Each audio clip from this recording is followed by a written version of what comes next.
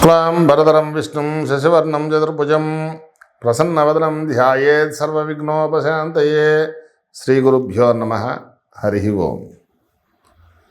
ఈ సంవత్సరం ప్రధాన గ్రహాల యొక్క గోచార స్థితిని చూస్తే మీనరాశి వారికి ఈ పరాభవనామ సంవత్సరంలో శ్రమతో కూడినటువంటి విజయాలను సూచిస్తూ ఉన్నది.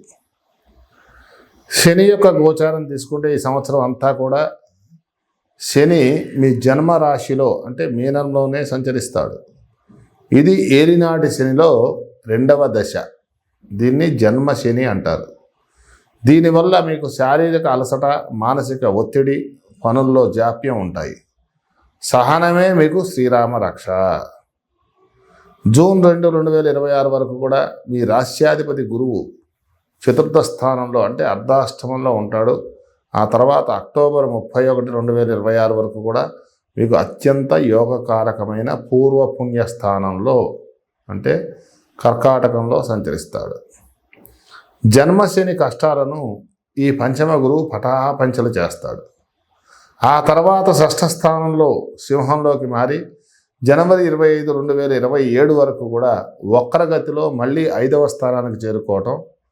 రాహుకేతువుల గోచారాన్ని మనం పరిశీలన చేస్తే వ్యయస్థానమైనటువంటి రాహువు, షష్ఠ స్థానంలో ఉన్న కేతువు డిసెంబర్ 6, 2026 వరకు కూడా వరుసగా లాభస్థానంలో మరియు పంచమ స్థానంలోకి మారటం.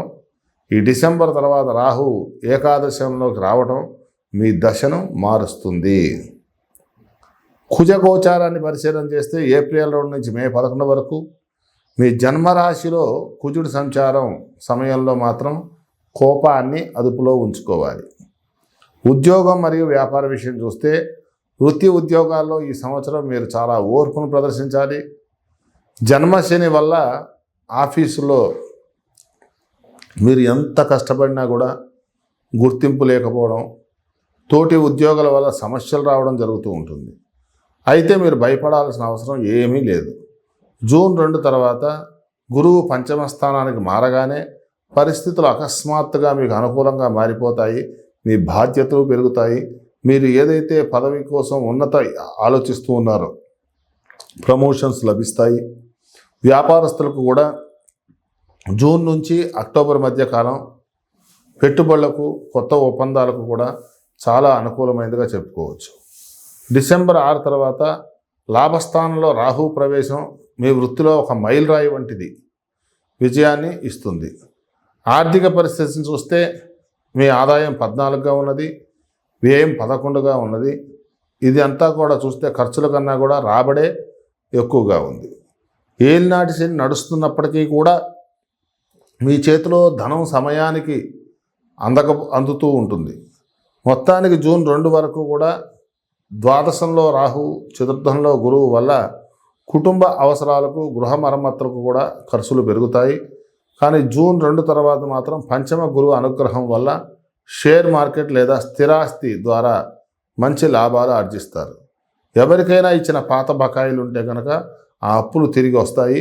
డిసెంబర్ తర్వాత ఏకాదశ స్థానంలో రాహువు సంచారం మీకు అనుకోని మార్గాల ద్వారా లక్ష్మీ కటాక్షాన్ని కలిగిస్తుంది. కుటుంబము మరియు వ్యక్తిగత జీవితం కనుక చూస్తే మిశ్రమంగానే ఉన్నది. ఏది ఏమైనా జన్మశని ప్రభావం ఏదైతే ఉందో దానివల్ల మీరు తరచుగా మూడీగా ఉండడం, చిన్న విషయాలకు కూడా చిరాకు పట్టడం వల్ల కుటుంబంలో అశాంతి రావచ్చు. మీరు ప్రశాంతంగా వ్యవహరిస్తే అన్నీ సర్దుకుంటాయి. జూన్ నుండి అక్టోబర్ మధ్య గురువు పంచమ స్థానం ఉన్న కాలంలో ఇంట్లో పండగ వాతావరణం ఉంటుంది. వివాహ సంబంధాలు కుదురుతాయి. సంతానం కోసం ఎదురుచూసే దంపతులకు మాత్రం శుభవార్తలు అందుతాయి. డిసెంబర్ తర్వాత పంచమ స్థానంలో కేతువు రావడం వల్ల పిల్లల చదువుల గురించి కాస్త దృష్టి పెట్టాల్సి వస్తుంది.